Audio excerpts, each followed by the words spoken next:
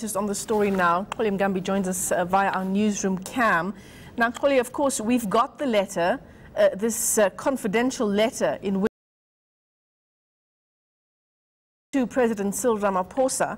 Perhaps just take us through what's contained in the letter. I see there are 9 different points, but perhaps the more salient points. Well, Michelle, looking at this letter, which, by the way, we have to point out that we have gotten it through our sources. It appears to have been leaked. It does say it is confidential, and it is, in fact, the Commissioner of SARS, Tom Moyane, responding to the President of the country, Cyril Ramaphosa, about his intention to suspend him with immediate effect. In fact, according to Tom Moyane, he's of the view that the President has clearly taken a decision, has made up his mind that failure to resign by Tom Moyane, then he's decided that he is going to basically subject him to a suspension or a dismissal, according to Tom Moyane. But very importantly, Michelle, and I think very, very critical here, is Tom Moyane essentially calling the bluff of the President, if you like.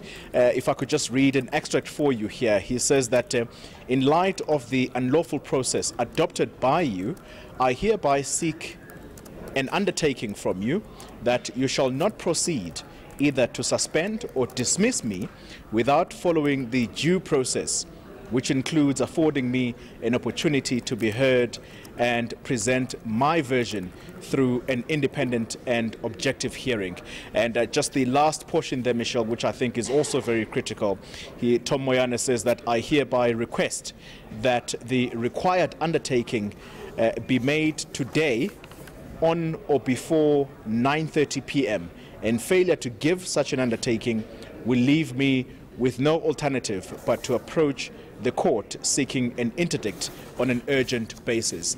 That's basically Tom Moyane, Michelle, essentially putting it to President Ramaphosa that he can't do anything that seemingly is beyond what is expected of him and in accordance with the law, and that is that he is supposed to be given a fair hearing so that the President can get to hear Tom Moyane's side of the story. Very important to highlight here, Michelle, is what Tom Moyane highlights as President Ramaphosa seemingly having made up his mind based on media reports and based on certain people's views who clearly are biased against him.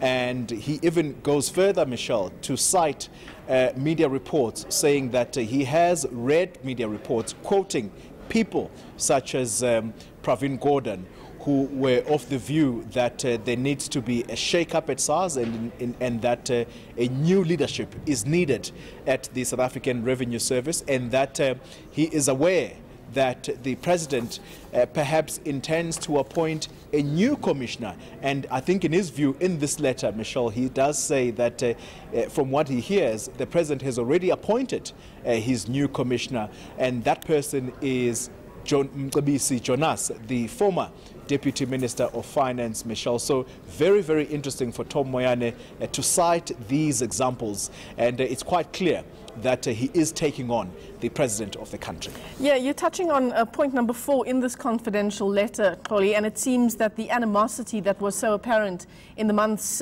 just before Pravin Gordhan was sacked as Finance Minister with Tom Moyane as SARS Commissioner back then, that animosity is still simmering under the surface there. Let me just read out this excerpt here. It says there have been media reports that you have made a decision. This is Tom Moyane speaking to President Cyril Ramaphosa. A decision to install new leadership at the helm of SARS, and that Mr. Pravin Gordhan is reported as the source of such reports.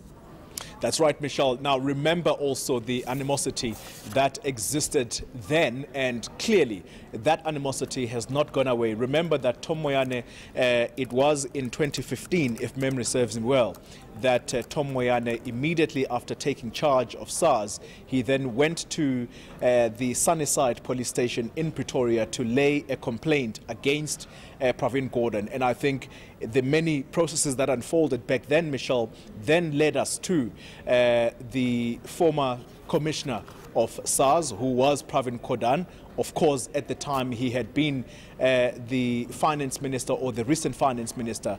Of course, this would have been before his removal by President Jacob Zuma. And so, importantly here, Michelle, it's clear that the animosity that obviously exists between Tom Moyane and Pravin Gordhan has not gone away. And I think what enrages him more now, this is Tom Moyane I'm talking about, what enrages him more is reading media reports, and the media reports quoting Pravin Gordhan basically saying that a new leadership is required at SARS, and that new leadership possibly will be appointed soon. And get this, Michelle, clearly really making Tom Moyane that much more angrier is that is the insinuation that the former deputy to Pravin Gordhan, and that is Mcebisi Jonas, will in all probability be the one that is appointed to replace him at SARS.